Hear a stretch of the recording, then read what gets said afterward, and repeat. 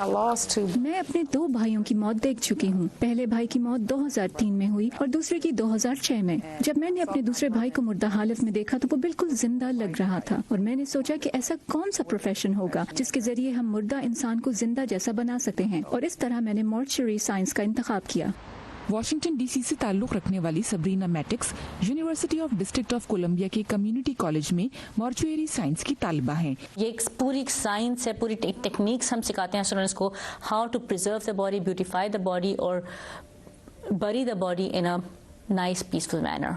Bushra Saeed UDC के nursing, health, life and physical science division की director हैं। मॉर्चुअरी साइंस जिसकी एक शाख है। बुशरा का ताल्लुक पाकिस्तान से है, जहां इस तरह की तालीम का कोई तसव्वुर मौजूद नहीं है।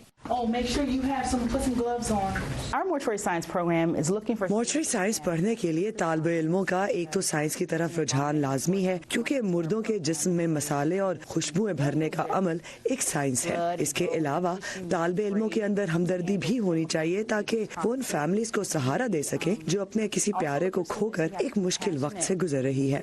जोएना एल्सबरी का कहना है कि फ्यूनरल मैनेजमेंट या मुर्दे की तदफीन के लिए तैयारी और इंतजामात बाकायदा एक इंडस्ट्री है, जिसके लिए तालिब इल्मों को साइंस और ग्रीफ काउंसलिंग के अलावा इस शोबे से जुड़े बिजनेस के पहलू भी सिखाए जाते हैं।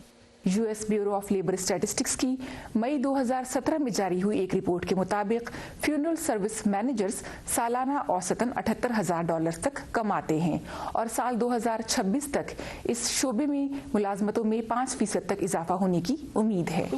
लेकिन किसी की मौत को कमर्शलाइज करके उससे हजारों डॉलर्स कमाना क्या अखलाकी तौर पर जायज है?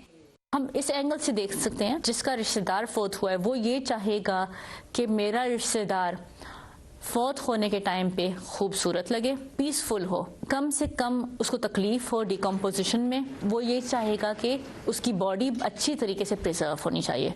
दूसरी तरफ सबरीना का कहना है कि क्योंकि वो अपने प्यारों को खो चुकी हैं, इसलिए वो दूसरों का दर्द समझ सकती हैं और मॉर्चुअरी साइंस की तालीम उन्हें एक हमदर्द और मजबूत इंसान बनने में मदद कर रही है।